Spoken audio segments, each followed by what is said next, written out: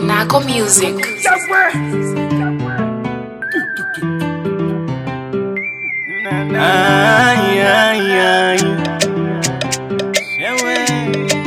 Shewe pondi kensa again. Kenakwa. And this is special. Ndingori munwini, I'm just 10%. And the same mwana wa mambo nditori wa muranda indini. But one thing I know, we are all infected. Ego dojete. So make I tell them, make me focus yo. That is about compassion. Later inspire na malicio. What thing they do us yo, we must focus yo.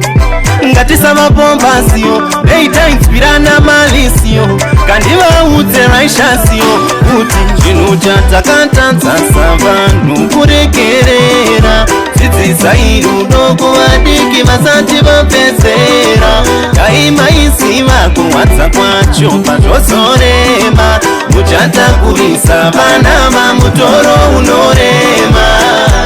Because hate is a disease, inotinyangira within. Zviri nani kuna matira kuti mumoyo mako musare musina chinhu. You gotta kill that one thing, make the youths never be a victim. It is a coronary devil that fights us.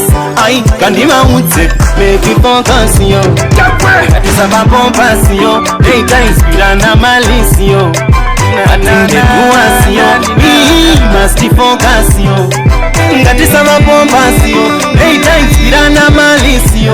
Kandiva ute raishasio, uti chinu chata kantanza savanu kurekerera. Titi sairu dogo adiki masanti vapesera. Kaima isima kuwatsa kwa chopa josorema. Muchata kuvisa vanama mutoro unorema. Tagoda moyo uri free, uipita kasia mona 2019. Ngati paritse unity and peace, make we spread the word kunge satellite dish. Undira mutsime tsati uraira fish, undira mumoyo nzochi uraya isusu. Haidakadze mchero yeruvengo. Tarira kaini kukondokera pero nekuda kwempiro. Na izvozvo vakomando kunotemera chakopo mutengo. Impomira izvi kutarisa kunyaya dzekutonga nemitengo. Daima mbotarisa ngondo mumoyo. Kandivaudze make me focus yo. Ngatisava compassion, later inspira na malicio. Atinge duasio, we must focus yo. Ngatisava compassion, later inspira na malicio.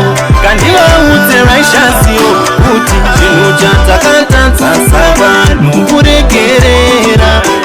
Sairu dogo adiki masanti vapesera. Kaima isima kuwatsa kwa chopa josorema. Muchata kuvisa vanama mutoro unorema. Akurekerera. Titi sairu dogo adiki masanti vapesera. Kaima isima kuwatsa kwa chopa josorema.